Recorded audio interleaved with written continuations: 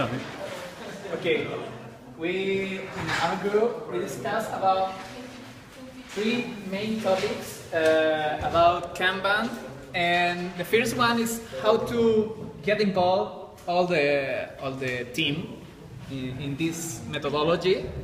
And for that, we found that probably the best way, or the first that we have to do is to explain to all the team that these are tools to improve their work and not a coercive tool, not something that will is to keep the line of the process. More important than that is to visualize what we are doing in a specific moment. Yeah, and detect ways to improve the process that are stuck or whatever.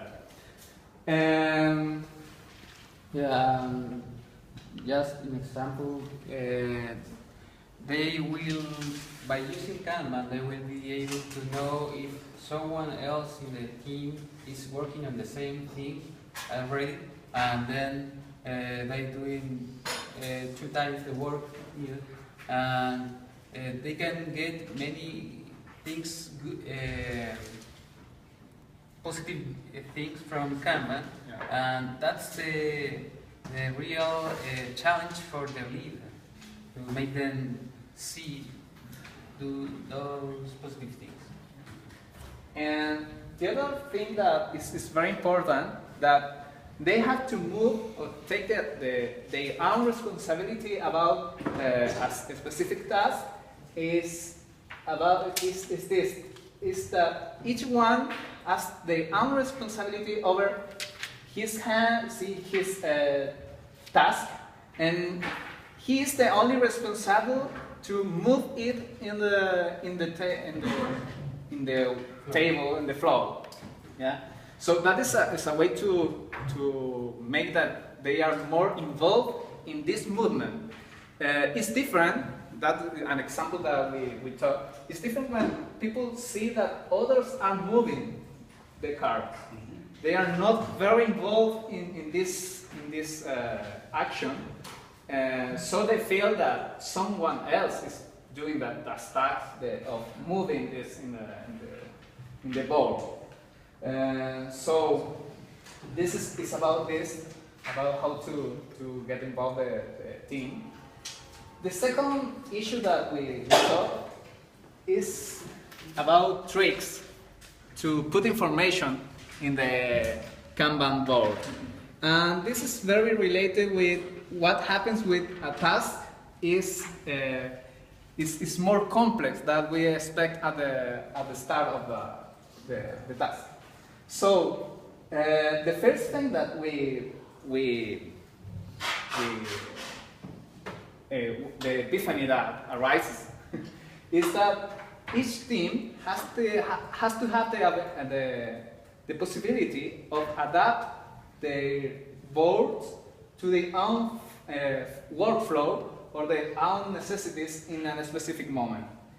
And if the task gets so complex that it's not possible to put in only one Kanban board, you have to explode it.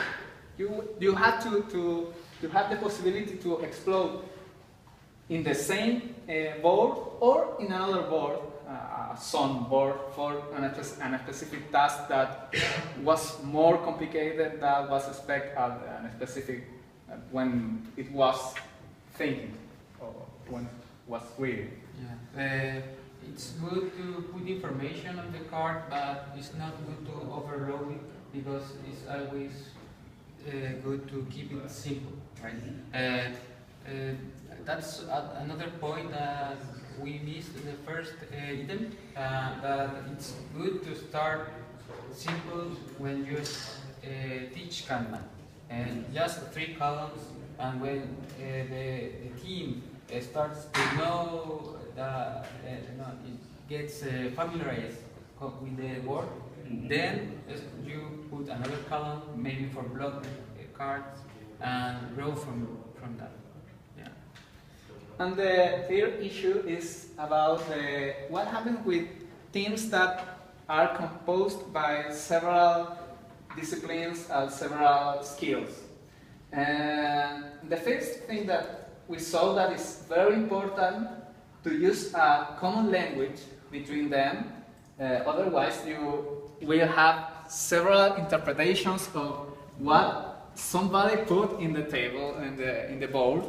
And the second thing that is, in our experience, is very useful, that you have to have a kind of cycles of reviewing what happening and in what step we are, like a whole, like a complete vision of what is happening in a big process. This is when you are in a big project.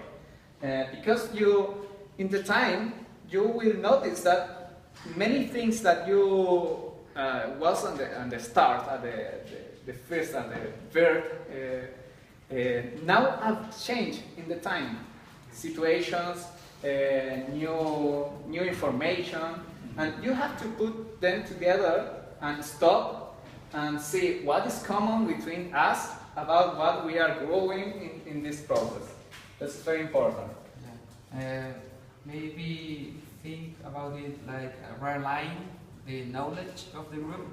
Then every 1 month we have a meeting, a retrospective meeting, and we learn together what we of everyone's experience on the flow of the month. Exactly.